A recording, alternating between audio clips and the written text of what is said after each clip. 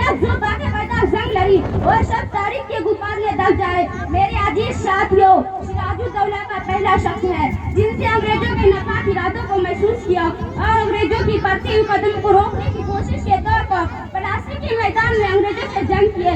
अगर सिराजुद्दौला का वजीर पर गद्दारी न करता तो अंग्रेजों को दुख धक्कर भागने पर मजबूर हो जाते। इस गद्दारे वतन की वजह से सिराजुद्दौला को शिकस्त हासिल हुई। इसके बाद मुगलों की हुकूमत किला मुल्ला तक महदूद होकर रह गए और हिंदुस्तान के तमाम इलाके अंग्रेज ईस्ट इंडिया कंपनी के ताबे बन गए। दूसरी तरफ अंग्रेजियों की फौजियों सिराजुद्दौला को शिकस्त दी हुई और जामे सादतें पिलाई हुई दिल्ली की तरफ बढ़ती हुई थी। अभी अंग्रेजों ने पूरी तरह दिल्ली का इंतजाम हासिल भी नहीं किया। ने मेरी कारवां हजरत शाह वलीउल्लाह दहलवी तरह ने मुस्तकबिल के खतरात का इकरार कर लिया। हजरत शाह वलीउल्लाह दहलवी के वफात के बाद हजरत शाह अब्दुल अजीज हौसला दिखाया। हजरत शाह अब्दुल अजीज ने सबसे पहले अंग्रेजों के खिलाफ फतवा दिया। ये था कि हिंदुस्तान अब दारू हराम है। इन्हीं बातों पे अपनी तकरीर खत्म करती हूँ।